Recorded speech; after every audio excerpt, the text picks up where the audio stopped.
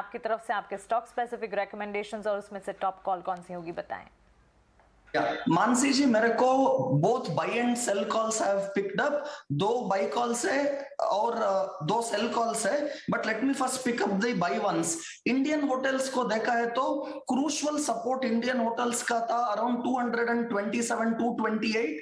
Yesterday closing उसका नीचे हुआ है and stock is definitely showing signs of weakness. So Indian Hotel for me technically looks a weak chart. Futures में available है short करने के लिए। इसका टारगेट है 210, स्टॉप लॉस रखना है 228। Another sell call Jubilant Food. Again stock is clearly on the down trend even on days when market is showing some reversal. ये स्टॉक पर कुछ रिवर्सल नहीं है, every move is just getting sold. Jubilant Food charts पर देखा है तो crucial support zones already at around 500 480 everything सभी टूट के नीचे ट्रेड कर रहे हैं। फ्यूचर्स में अवेलेबल है शॉर्ट करने के लिए, रिस्क रिवॉर्ड भी अच्छा है। सो इनिशियल टारगेट रखना है इसका शॉर्ट का 435 पर और स्टॉप लॉस रखना है 475 पर। एक by call I've just taken SRF. Results were also good yesterday. Even in a weak market, SRF was holding its position. आज मार्केट का गैप डाउन ओपन पर ये स्टॉक 2200 पर मिल सकता है। Keep a tight stop loss of 2180, 20 rupee का stop loss from entry and look at targets of 2400। So मेरे को market definitely range bound to weak रहेगा, बट रिस्क रिवॉर्ड इधर शॉर्ट करने के लिए इंडेक्स पर नहीं है, इसलिए स्टॉक स्पेसिफिक है। मेरा कॉल ऑफ द डे है sell Indian Hotel, target of 210 and stop loss of 228। Alright, ठीक है। सो ये यहाँ पर 2 सेल कॉल्स रहेंगे आपकी, इंडियन होटल्स, जुबिलेंट फूड, दोनों को आप यहाँ सेल करने की राय दे रहे हैं, लेकिन बाय कर रहे हैं आप एसआरएफ। तो चलिए एक हेड स्ट्रैटेजी। इस बीच हमारे साथ अब कुछ भी बने हुए हैं। कुछ मॉर्निंग आप मार्केट पर क्या व्यू बना रहे हैं? क्या आपको लगता है कि बैंक्स आज थोड़ा बहुत बाउंस बैक दिखा सकते हैं, और आपकी कॉल्स क्या होंगी? Very good morning to you the entire panel and आपके सारे दर्शकों को भी अ वेरी गुड मॉर्निंग। देखिए मार्केट पे व्यू हल्का सा जरा सा कॉशियस टर्न हो रहा है, बिकॉज कहीं ना कहीं हम नीचे से बाउंस आते हुए देखते हैं, लेकिन जो ये शार्प बाउट्स ऑफ सेलिंग आ रही हैं and for no apparent new reason if I may say so, ये जरा सा एक कंसर्न का साइन है। Is there something that the markets know that we all don't? Always is the case, लेकिन ये जो शार्प बाउट्स हैं ये जरा से कंसर्न कर रहे हैं। सिलेक्ट स्पेसेस में और इंडेक्स में भी कहीं ना कहीं हमने एक ओवरसोल्ड टेरिटरी से बाउंस आते हुए देखा है, लेकिन ये जो सेल ऑफ्स हम देख रहे हैं ये कहीं ना कहीं स्टॉप लॉसेस ट्रिगर कर जाते हैं, मार्जिन प्रेशर्स ले आते हैं, तो ये एक जरा सा कंसर्न रहेगा। निफ्टी और बैंक निफ्टी, बिकॉज ऑलरेडी हम एक मूव देख चुके हैं निफ्टी पे सेल साइड पे, और पिछले 2 दिनों से बैंक निफ्टी पे बाई साइड पे। मेरा कॉल दोनों पे ही फिलहाल होल्ड का रहेगा। निफ्टी पे मेरा सपोर्ट है 15,800 का, और जो रेजिस्टेंस है वो 16,400 जो हमने पिछले कुछ दिनों से टेस्ट किया है, that will remain the resistance level. Bank Nifty पे 34,100 का support and 35,000 will be the resistance. मेरे 3 पिक्स हैं जिसमें से 2 बाय और 1 सेल हैं। मेरा पहला जो पिक है which is on the by side is cements. Again इस पूरे स्पेस में हमने एक अच्छा मूवमेंट देखा है, स्टॉक को भी हमने रिवर्स होते हुए देखा है 200 डे मूविंग एवरेज से। So cements remains my first pick. यहाँ मेरा टारगेट होगा 2420 का, और जो स्टॉप लॉस है that is around it support area which is 2250। जो मेरा सेकंड पिक है that is from the defence space, BDL. We have seen a sharp sell off in the stock, लेकिन उसके बाद एक ओवरसोल्ड टेरिटरी से हमने स्टेबिलिटी और बाउंस आते हुए देखा है इस स्टॉक में। इंडिकेटर्स जरा सा पॉजिटिव टर्न हो रहे हैं। So from that perspective BDL remains my second pick. यहाँ मेरा टारगेट होगा 700 का, और जो स्टॉप लॉस है दैट इज 610। मेरा जो तीसरा पिक है that is on the sell side which is team lease.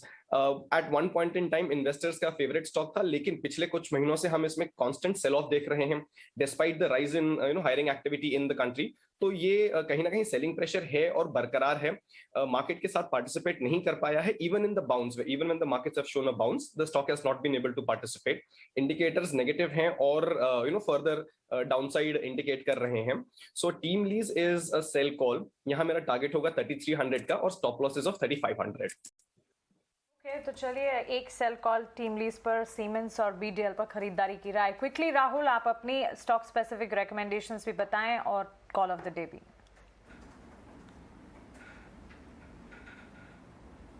जी बिल्कुल, देखिए जिससे कि मूड और माहौल है मार्केट का, मैंने आपको अभी शुरुआत में भी एक्सप्लेन किया कि मेरा यहाँ से बाइंग इंटरेस्ट ही बन रहा है on the declines in the quality stocks. इसी के चलते देखिए जो सिलेक्शन है, सबसे पहले एसआरएफ की बात करूंगा जो रुद्रा ने भी डिस्कस किया है। बहुत ही बेहतरीन चार्ट स्ट्रक्चर लग रहा है और जिस तरीके की कंपनी ने नंबर्स दिए थे, मेरा मानना है कि ये डेफिनेटली एक ऐसा स्टॉक है जो आप यहाँ से मीडियम टू लॉन्ग टर्म के लिए भी आप अपने पोर्टफोलियो में ऐड कर सकते हैं। बट जिस तरीके का अभी माहौल है उसके हिसाब से मुझे देख के लगता है कि आज जो आपको गैप डाउन ओपनिंग मिल रही है वहाँ पे आप एक 2220 रुपए के आसपास आपको लेवल मिलेगा, वहाँ पे आप अपना 50% पहले इन्वेस्ट करें और फिर 2200 के लेवल्स का वेट करें जहाँ पे आपको अपना दोबारा एक री एंट्री करनी होगी। तो ये दो लेवल्स पे आप एंट्री करते हुए मेरा मानना है कि आप 2160 रुपए का स्टॉप लॉस रखें और ऑन दी अपसाइड टारगेट 2350 रखें एसआरएफ के अंदर। Second selection is Balaji amines, जिसकी हमें लास्ट क्लोजिंग 3040 के पास में मिली है। देखिए यहाँ पे भी यही स्ट्रैटेजी आपको ऑप्ट करनी पड़ेगी कि आपको जो भी डिक्लाइंस मिले अराउंड लाइक 3000 लेवल्स, वहाँ पे आप अपना 50% ऐड करें और थोड़ा सा वेट करते हुए देखें कि अगर स्टॉक नीचे और जा रहा है तो अराउंड 2970 यहाँ पे और आप अपनी पोजीशंस को ऐड करें with a stop loss of 2900। I think target levels which I can see on Balaji amines is placed around 3100 levels. Stock जो है, कंपनी जो है बहुत अच्छी है, almost debt free kind of company है और जो प्रॉफिट ग्रोथ है पिछले 5 साल के सीएजीआर बेसिस पे देखें तो करीबन 35-36% के ग्रोथ से काम कर रही है और रिटर्न और इक्विटी भी बहुत अच्छी तरीके से बना हुआ है। मेरा मानना है कि आप इस स्टॉक को आप डिक्लाइंस पे बाय करें। थर्ड सिलेक्शन जैसा अभी कुछ ने भी डिस्कस किया, सीमेंस मेरा सिलेक्शन है 2317 पे लास्ट क्लोजिंग मिली है। टारगेट लेवल्स हमने यहाँ पे 2400 के रखे हैं और स्टॉप लॉस 2250 पे रखा है क्योंकि आपको जो डिक्लाइंस मिलेंगे अराउंड 2300 वहाँ पे आपको 50% एंट्री करनी है और थोड़ा सा वेट करना है। अगर और डिक्लाइंस मिलते हैं अराउंड 2280 2280 के लेवल्स, वहाँ पे आपको दोबारा से एंट्री करनी है with a target level of 2400 and stop loss is placed around 2250। Alright, बिल्कुल एब्सोल्युटली। तो यहाँ सीमेंट्स के रिजल्ट्स भी हैं और उससे पहले हम देख रहे हैं कि यहाँ 2 बाय कॉल इनिशिएट हो रही हैं। राहुल को भी सीमेंट्स पसंद आ रहा है और कुश ने भी सीमेंट्स पर राय दी है बाय की। बालाजी अमाइंस इनकी दूसरी राय होगी बाय ऑन डिक्लाइंस की। ठीक है राहुल, अब चलिए एक बार ये समझ लेते हैं कि आज कौन से 3 बड़े स्टॉक्स हैं, त्रिमूर्ति स्टॉक्स कहाँ हैं जहाँ एक्शन होगा, जहाँ पर नजर होनी चाहिए। शरद है हमारे साथ बताने का। शरद बताएं। मॉर्निंग। Good morning. सबसे पहले मैं लूँगा आपके स्मॉल कैप स्टॉक स्किपर। यहाँ पे कंपनी ने ऑर्डर जो है लगभग 271 करोड़ का ऑर्डर लिया है इंजीनियरिंग का।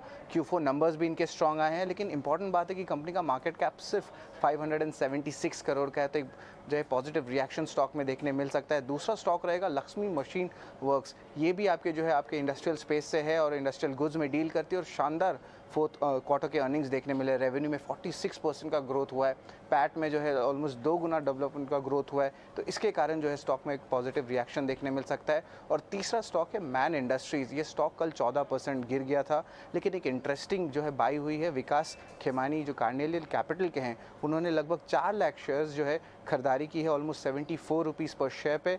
और याद रखिएगा कि जब स्टॉक गिरी है 14%, उसका एक ही कारण है कि जो सेबी ने ऑर्डर किया कि फॉरेंसिक ऑडिट हो मैन इंडस्ट्रीज़ की, क्योंकि मैनिपुलेशन हुई थी बुक्स ऑफ अकाउंट्स को। तो ये 10 तारीख को न्यूज़ आई थी, तो उसके कारण स्टॉक में एक नेगेटिव रिएक्शन देखने मिला था। हमारे साथ जुड़ रहे हैं फंडामेंटल से बात करने के लिए मयूरेश। देखिए कुछ स्पेसिफिक स्टॉक्स के बारे में बात कर रहे थे शरद, लेकिन मैं आपसे एक इम्पॉर्टेंट मार्केट का फैक्टर पे पहले डिस्कशन करना चाहूँगा, फिर हम स्टॉक्स पे आएंगे। और वो है जो मार्केट में कल एक कैपिचुलेशन की अर्ली साइंस नज़र आए। एक जिस हिसाब से मिड कैप धराशायी हुए, स्मॉल कैप्स की पिटाई हुई कल, क्या आपको एक अर्ली सेंस आ रहा है कि भाई कहीं ना कहीं बॉटम नियर बाय? क्योंकि अक्सर हमने देखा है कि जब बॉटम नियर बाय होता है तब सबसे ज़्यादा लूज हैंड्स जो है HNI, थोड़े PMS, ट्रेडर किस्म के लोग जो लेवरेज पे बड़ी बड़ी पोजीशन बनाते हैं छोटे स्टॉक्स में, वो उनका कहीं ना कहीं उनका एक तरह से हौसला टूट रहा है बाजार में। क्या वो साइन आपको दिख रहा था क्या? मॉर्निंग अजय। नहीं, 2-3 चीज कहना चाहता हूँ। पहले एज पर दी ओनील मेथोडोलॉजी जो हम वर्ल्ड वाइड फॉलो कर रहे हैं पिछले 60-70 वर्षों से, आई थिंक जो एक डिस्ट्रीब्यूशन डेज का पैटर्न दिख रहा है ग्लोबल मार्केट्स में, US मार्केट्स हो, यूरोपियन बाजार हो, एशिया पैसिफिक मार्केट्स और India markets, I think distribution days और ब्रॉड सेक्टर्स में जो डिस्ट्रीब्यूशन देख रहा है आई थिंक वो बहुत एविडेंट है। इसलिए आई थिंक जो पिटाई हम देख रहे हैं, जो कैपिटलेशन की आप बात कर रहे हो Ajay in small and mid caps, I think that is very very evident.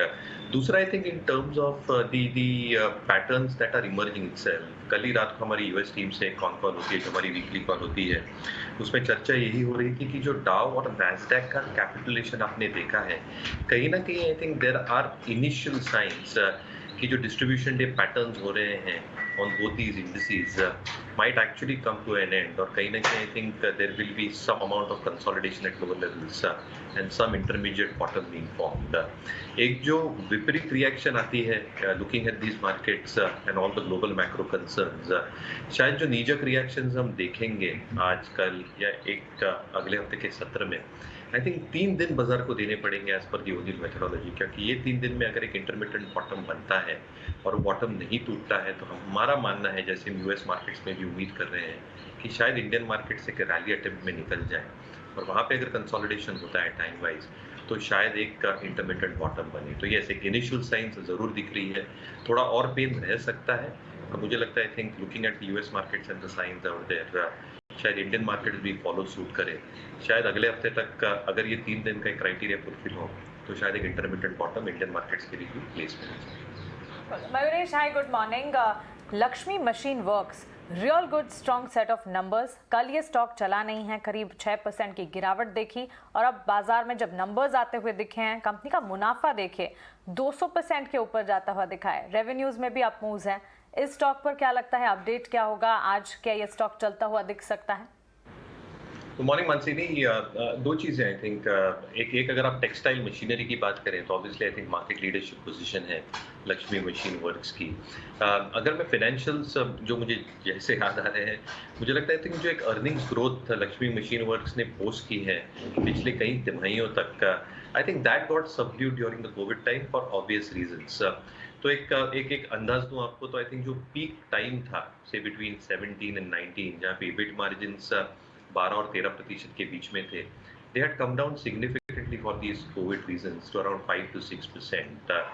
जो हम रिटर्न ऑन इक्विटी की बात करते हैं, because I think margin pressures और कॉम्प्रेशन देखने मिला था, जो 12-13%, 14% की ROEs, इनफैक्ट पीक टाइम पे 20 to 23 टाइम्स भी थी इन 14-15, that got compressed to lower single digits, 3 या 4% के ऊपर।